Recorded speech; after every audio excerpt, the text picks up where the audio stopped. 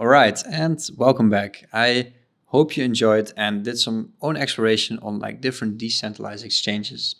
And maybe you already tried out some of the different DEXs that we uh, went over together. All right, so next up in the digital financial stack is decentralized stable coins. Right, so decentralized stable coins, actually very similar to synthetics or derivatives that we will cover later on, is a very important factor in the decentralized financial ecosystem or the decentralized financial stack. Because when you do trading or when you have certain financial instruments, you always need to have, in the traditional markets, they mostly use US dollar for their financial going back into after they made their trades. And the same is actually being used in the DeFi space. Maybe that will change later into other different assets, who knows? But right now, decentralized stable coins are very important, and the US dollar the US dollar stable token is right now the biggest. And the biggest decentralized stable token right now is DAI, but I will go into that later. Let's first think about like centralized stable coins, right? So if you have a centralized stable coin, you need to give your trust to a trusted custodian is needed. So there's basically somewhere a custodian that says we have the amount of money that should back up that token. That's possible, but that's basically enforced by law. And then again, when it can be interesting. So Tether is an example of a centralized stablecoin.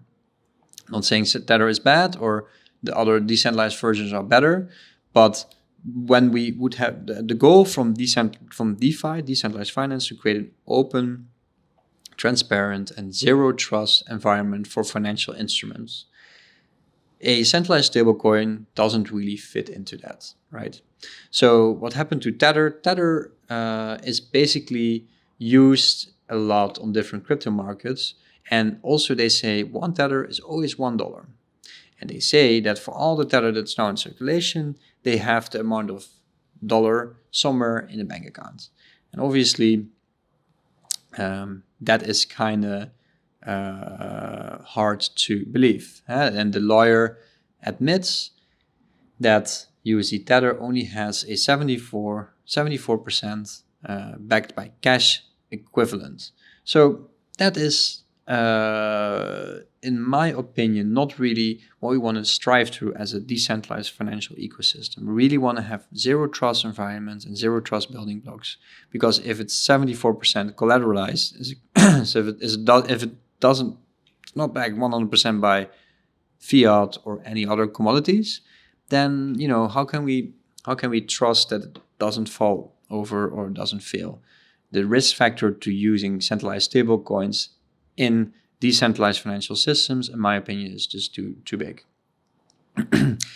Yeah, and on top of that, basically, it's under collateralized. So you need to trust, and it's under collateralized as discussed, and also abuse, arbitrage, or fake volume. And this is something that Tether has been accused of a lot. A lot of people in the crypto space are always saying, like, look, on Twitter, there's another 100,000 or 100 million Tether printed, so that means the crypto market will go up. Well, we don't know. Maybe it's real volume. Maybe it's real institutions trying to get into crypto by using Tether.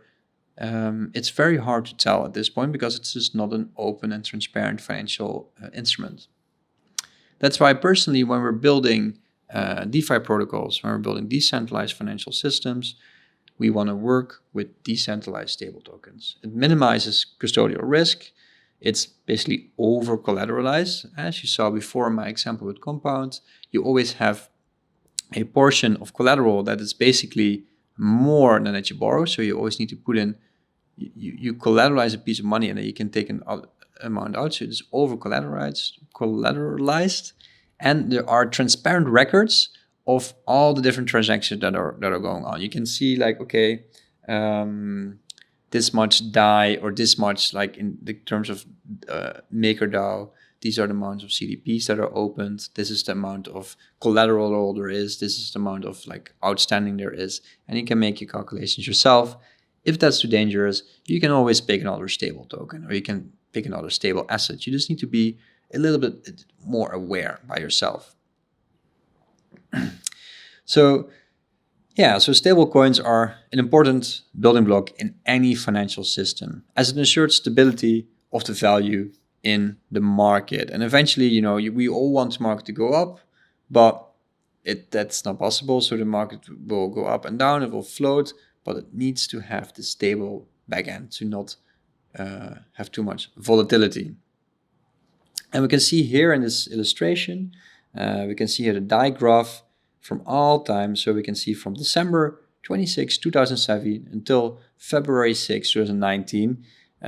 We can see that basically it went all the way, and it's been stable. It survived a bull market, it survived the bear market, and it's still going strong.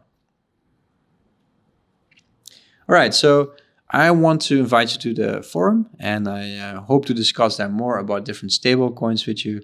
Maybe there's stable coins you prefer over DAI, or maybe there's other decentralized stable coins that you think are much safer than DAI at this moment.